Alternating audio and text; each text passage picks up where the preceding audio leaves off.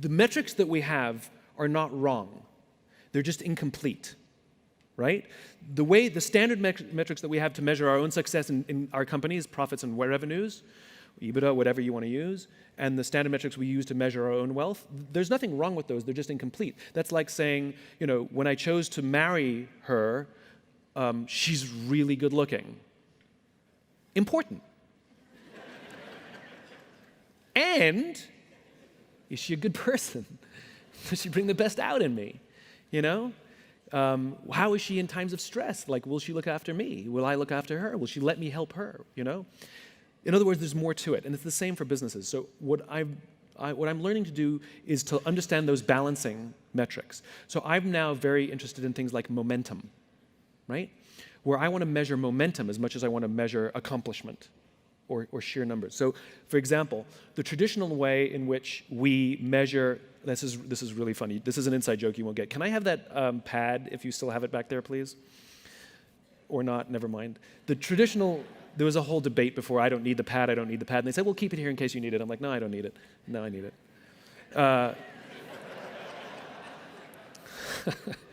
Anyway, I'll just do a visual thing. So the way we traditionally measure success is we give someone a goal, right? We say, meet this financial goal.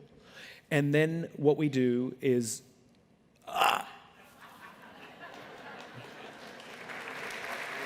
you're the best. So here's what we do. We give somebody a financial goal. We say, hit that goal, right? And what we do is we don't know how they got there, right? They beg, borrow, and steal. The morale on their team is, if they're doing well, it's high. When they're doing badly, it's really low. They can't hold on to employees or team members. They keep quitting or getting fired. And it's kind of a mad dash. And then on the right day, on the right time, they hit the goal, and we give that person a bonus. There's another person who's building a team.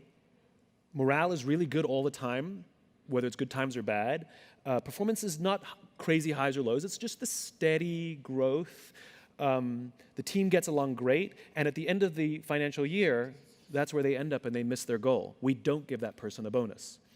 And so what I'm starting to pay attention to is momentum, right? And how we got somewhere. Clearly, this person's going to hit their goal in 16 months or 17 months. But to the rest of the organization, we told them, don't do this.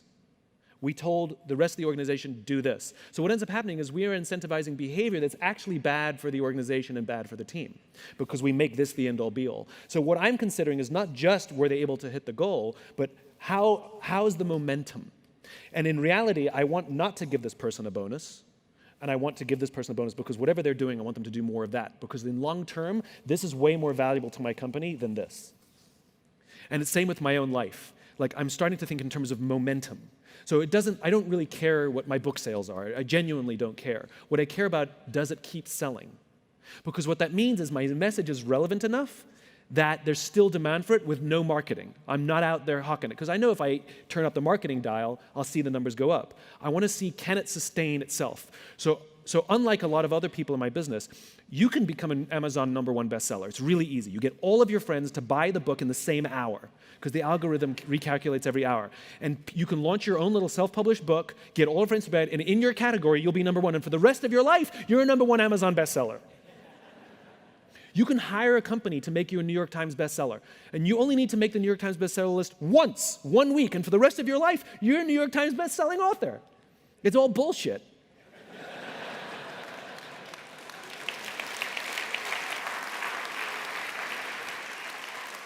Or get all your friends to give you 5 stars on Amazon. You got a 5-star book and you sell 1 book a year. I don't ask any friends to write any Amazon reviews for me. I don't ask anybody to buy a book at a certain time. I've never hired a company to make me a New York Times bestseller. And the reason is because I actually want to know. I actually want to know, is it really a 4.5-star book? Is it really a 2.5-star book? Have I offered the world something of value? I actually want to read the valuable criticisms. Because I actually care about my long game. I want to know that the value that I'm providing can sustain without me pushing it. So in my own personal life and in my business, I'm looking for new ways to understand and measure momentum. And I'll add one other thing, because I can't help myself. I give long answers. Plus, I just think this is really interesting. So I've worked with the Navy SEALs, and I asked them, like, how do you pick like the guys that go on SEAL Team 6, right? Because they're the best, the best, the best, the best.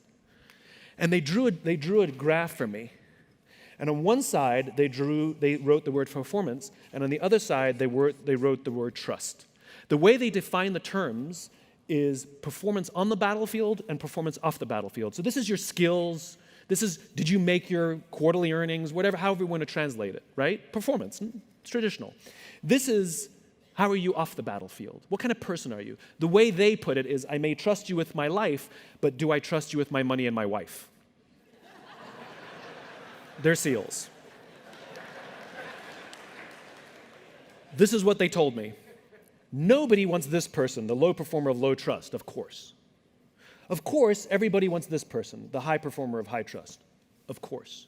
What they learned is that this person, the high performer of low trust, is a toxic leader and a toxic team member. And they would rather have a medium performer of high trust, sometimes even a low performer of high trust, it's a relative scale, over this person. This is the highest performing organization on the planet, and this person is more important than this person. And the problem in business is we have lopsided metrics. We have 1,000,001 metrics to measure someone's performance and negligible to no metrics to measure someone's trustworthiness. And so what we end up doing is promoting or bonusing toxicity in our businesses, which is bad for the long game because it eventually destroys the whole organization. The irony is it's unbelievably easy to find these people. Go to any team and say, who's the asshole? And